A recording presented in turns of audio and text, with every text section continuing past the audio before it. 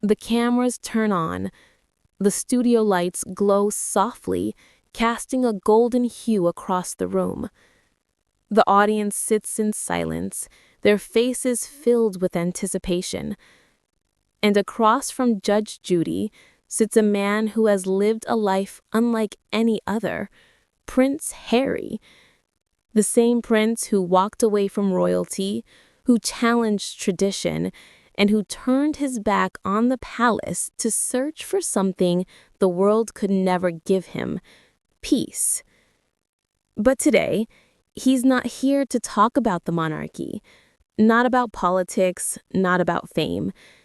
Today, he's here to talk about something far greater, a journey that changed the course of his life forever. Judge Judy adjusts her glasses and looks at him with curiosity. "Prince Harry," she says, in her firm but caring tone, "the world has seen you in uniforms, in royal ceremonies, in interviews. You've been called a rebel, a hero, a husband, a father. But what people are hearing now, this talk of a spiritual journey, it's something new. Tell us, what really happened?" The room goes completely silent. Harry leans back for a moment, his eyes reflecting a depth rarely seen in royal interviews. Then he takes a deep breath, the kind that comes before truth. "I went to Mecca," he says quietly. His words hang in the air like a secret finally released. The audience gasps. Even Judge Judy, known for her unshakable composure, looks taken aback. You went to Mecca?" she repeats. Harry nods. "Yes, I needed to understand peace, faith, and purpose, not from a distance, not from headlines or history books, but by being there.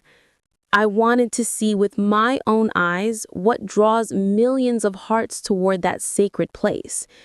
And what I experienced there," he pauses, his voice trembling slightly, "it changed everything I thought I knew about life."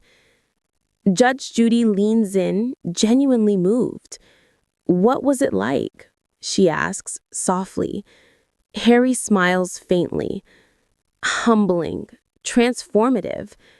I walked through streets filled with people from every corner of the world, all dressed the same, moving together in prayer, side by side. No one cared who I was. No one asked about the crown or my family or my name. For the first time, I wasn't a prince. I was just a man, equal to everyone around me." He looked down, his voice deepening with emotion. "In that moment, I realized something powerful. All my life, I'd been surrounded by wealth, privilege, and noise. But there, in Mecca, surrounded by millions of people united in faith, I found silence, peace, and purpose. No cameras, no fame, just connection." The audience listens in awe. You can hear the faint sound of breathing, the kind of silence that only truth can create. Harry continues, "I used to think freedom meant breaking away from the palace, leaving the titles, escaping the media. But freedom, real freedom, isn't about leaving something behind. It's about finding what your soul was missing. And in Mecca, I found that missing piece." Judge Judy looks at him intently. "You're saying," she begins slowly, "that peace didn't come from running away, it came from surrendering?" Harry nods. "Exactly. True peace doesn't come from control. It comes from letting go.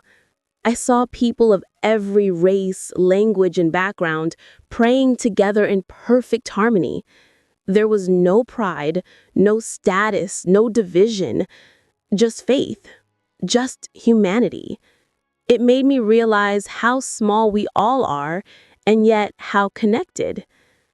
He looks up toward the audience, eyes glistening. I've met kings, presidents, and billionaires. I've attended the most extravagant events the world can offer, but nothing compares to the feeling of standing in Mecca, surrounded by millions, your heart beating in sync with theirs, whispering prayers for peace and forgiveness. The camera slowly zooms in on Judge Judy's face. For once, she's speechless. Her eyes soften. "That's profound," she whispers. "You found peace, not in luxury, not in power, but in faith." Harry smiles. Yes, it wasn't about converting or making a statement. It was about connecting. For the first time, I understood humility. I understood gratitude. I understood what it means to believe in something greater than yourself. He takes a pause, collecting himself. When I returned, everything looked different. The noise of the world felt smaller. The things I used to chase, fame, validation, recognition, they lost their shine. What stayed with me was the calm I felt there, the stillness of faith.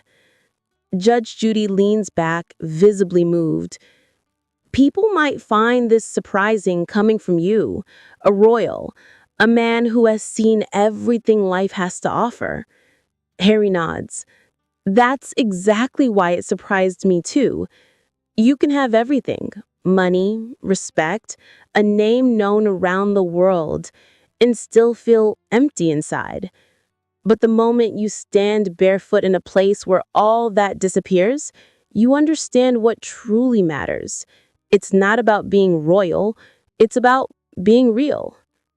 The crowd murmurs softly, many of them visibly emotional. Harry continues, "When I saw those millions of faces turn toward one direction, praying as one, I felt something I can't describe. It was love. Not the kind the world sells you, but divine love, pure, endless. And for the first time in my life, I understood that faith isn't about religion, it's about connection."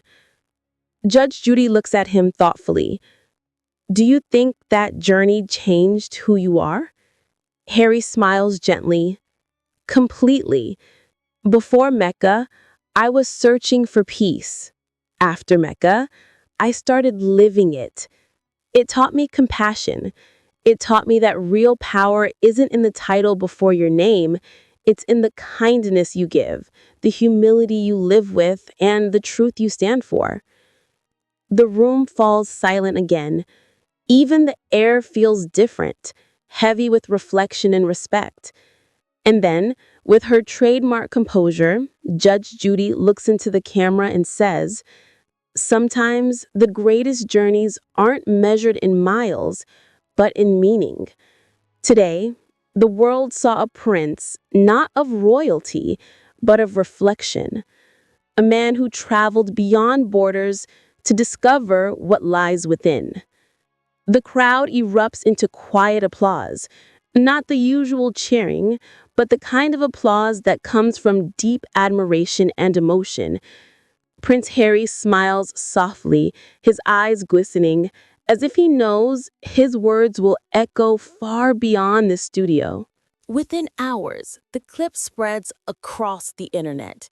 Millions watch, millions share. Social media floods with reactions, some stunned, some inspired, some in tears. Hashtags trend across platforms. Hashtag Prince Harry, hashtag Spiritual Journey, hashtag Judge Judy Podcast. Clips of his words, "True freedom comes from surrender," and "In Mecca, I found peace," flood every corner of the digital world. Comment sections fill with messages like, "Never thought I'd hear this from a royal." This is the interview of the decade. He spoke from the soul. People from all walks of life connect to his message, not because he's a prince, but because he spoke truth, a truth that every human understands. No matter how far you go, peace isn't found in the world, it's found within. And as the world keeps replaying that moment, the moment he said, "I went to Mecca," something shifts. A story that began with royalty ends with humanity. A man who once lived behind palace walls opened his heart to the world, and the world listened.